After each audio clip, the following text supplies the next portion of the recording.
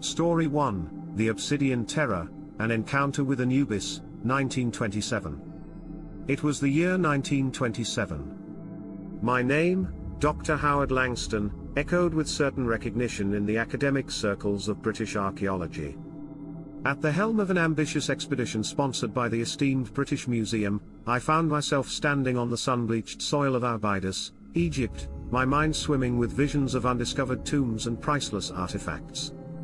The city of Abydos, once a bustling epicenter of religious fervor and reverence for the god Osiris, lay in repose beneath a blanket of sand and centuries. It was here, I felt certain, that I would find something extraordinary to satiate my deep-rooted fascination for Anubis, the divine protector of the dead, the mysterious god with a man's body and a jackal's head. Our troop comprised a motley mix of skilled laborers, zealous archaeology graduates, and a handful of seasoned researchers, each of us handpicked for this grand undertaking. The balmy winds of late June tugged at the brims of our sun hats as we diligently chipped away at the vestiges of a bygone era. One fateful afternoon, the sharp chink of a laborer's pickaxe against something solid echoed through the site. A ripple of excitement passed through us. As the dust settled, a figure of obsidian brilliance was carefully unearthed. An inky black statue of Anubis, carved from the purest obsidian, stared back at us from the bowels of the earth.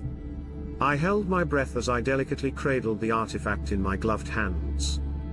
The statue was hauntingly beautiful, its eyes gleaming with a spectral glow under the harsh desert sun, and an inexplicable shiver ran down my spine.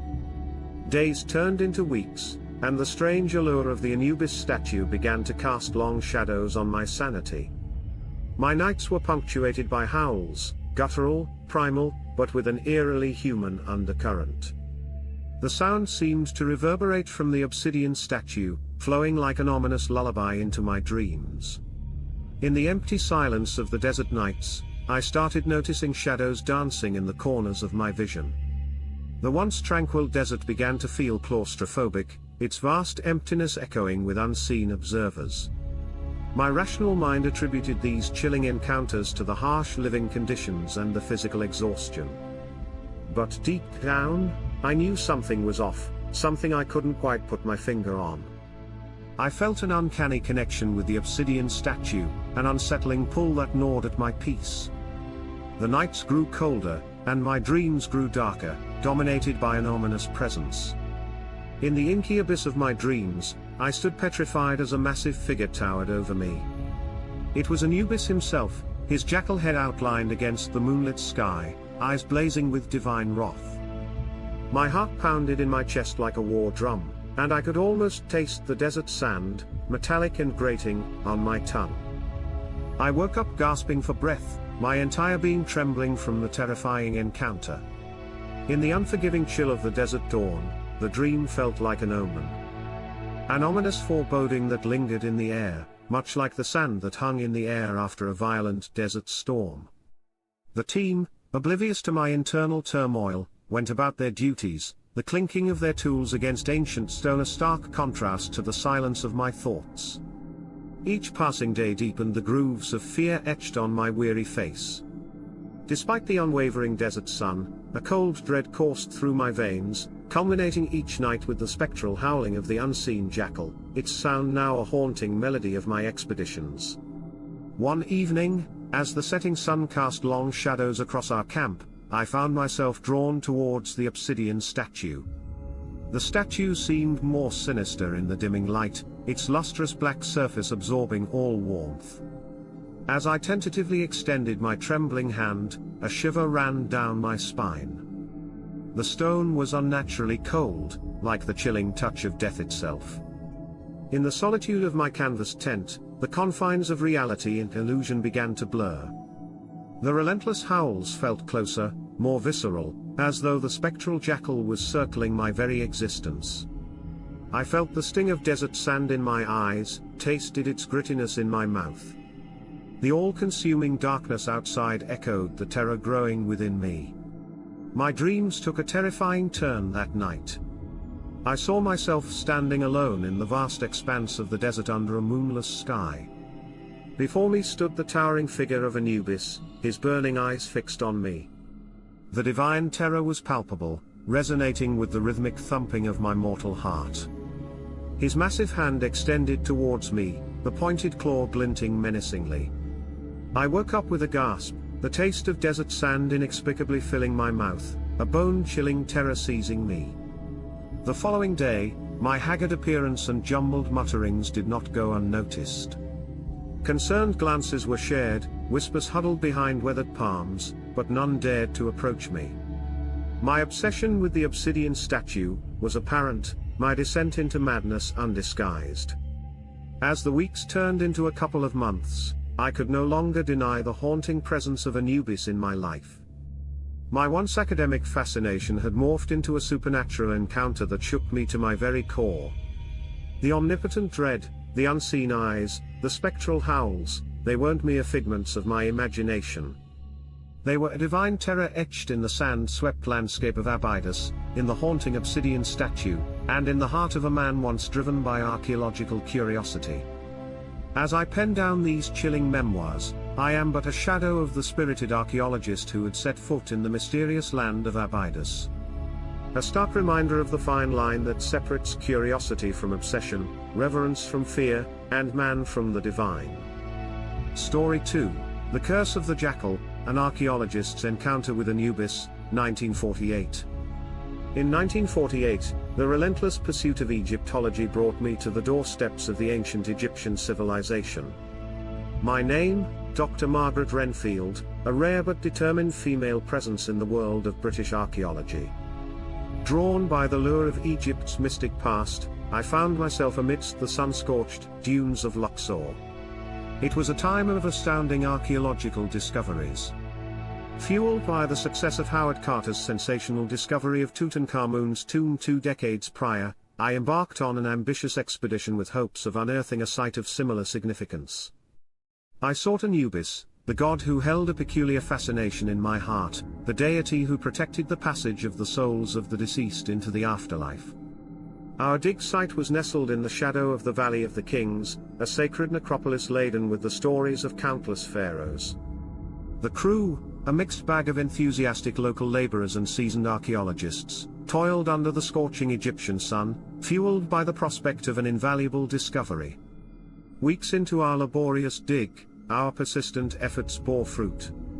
The discovery of a hidden passage carved into the sandy rock, leading into an untouched tomb, sent ripples of excitement through our ranks. Inside, an array of priceless artifacts lay untouched by the hands of time. At the heart of the burial chamber, a gilded sarcophagus lay in regal repose, flanked by a colossal statue of Anubis, his stone gaze guarding the eternal slumber of the tomb's inhabitant. A wave of unease washed over me, as I beheld the jackal-headed deity.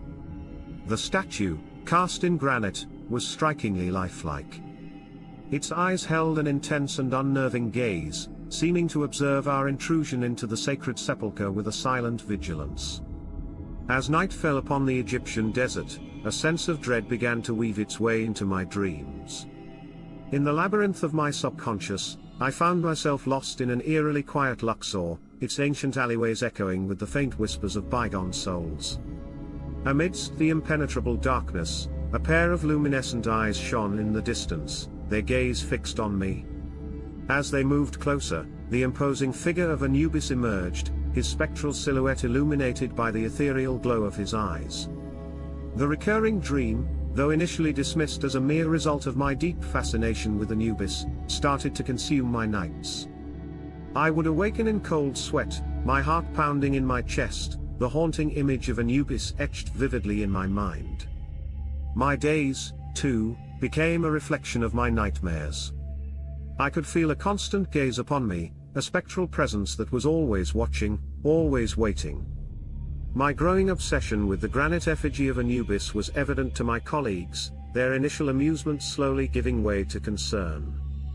They couldn't fathom my fixation, the ceaseless allure that the ancient god held over me.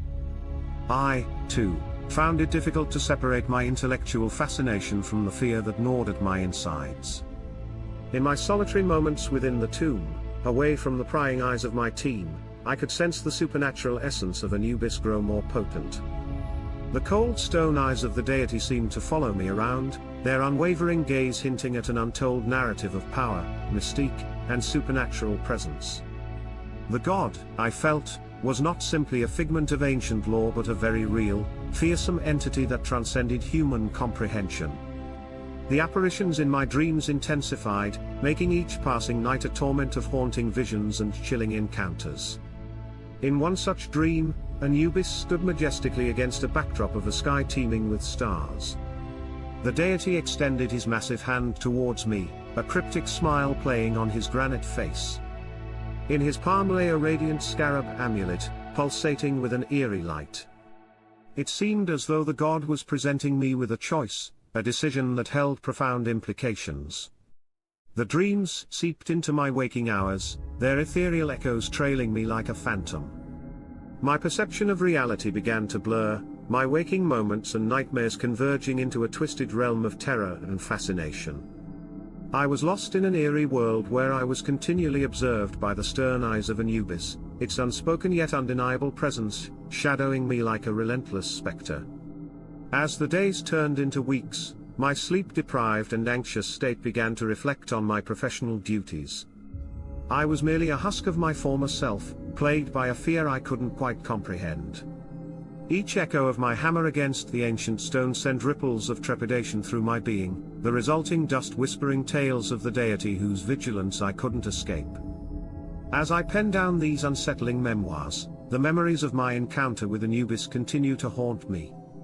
What began as an archaeological exploration of ancient civilizations transformed into a terrifying experience that skirted the boundaries of the supernatural.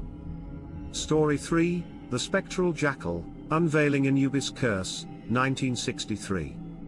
The year was 1963. My name is Dr. Oliver Hammond, a passionate archaeologist, devoted to unraveling the mysteries of ancient civilizations. Heeding the call of Egypt's timeless allure, I ventured into the heart of its dusty lands, the site of the world's most enduring and enigmatic riddles. The objective was clear: to excavate and study an uncharted archaeological site located on the outskirts of Cairo.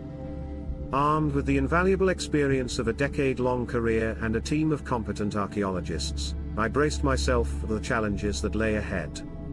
Our expedition was centered around the worship of Anubis, a deity that has always been a subject of fascination and trepidation among archaeologists and historians.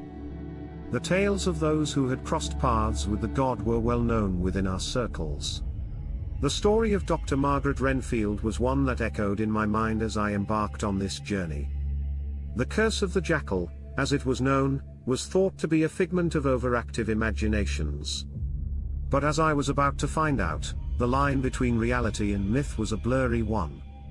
My team and I spent countless hours under the searing Egyptian sun, the scent of ancient dust hanging heavy in the air.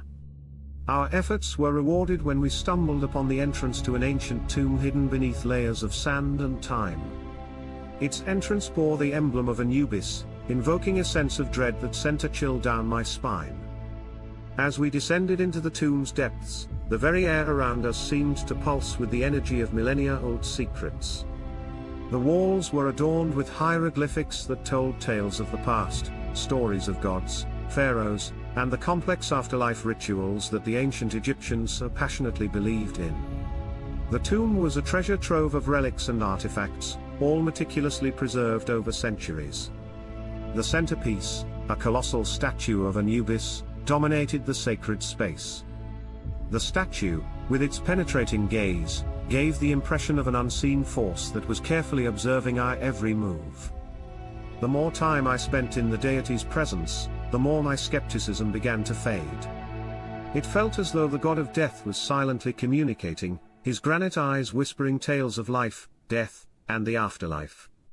My dreams, until then filled with mundane thoughts and the day's events, started to take on a sinister tone. I found myself wandering through ancient Egyptian landscapes, guided by the spectral presence of Anubis. The dreams were eerily vivid, their intensity increasing with each passing night. They were so lifelike that I began to question the nature of my own reality. Back in the real world, my team and I were making significant headway in our excavations. We meticulously catalogued numerous relics, each a testament to the rich history of the civilization that had once flourished in these arid lands. Yet, I found myself drawn time and time again to the imposing statue of Anubis. One particular evening, alone in the presence of the stone deity, I felt a shift in the atmosphere. A chilling wind swirled within the tomb, the sudden drop in temperature causing my breath to frost in the air.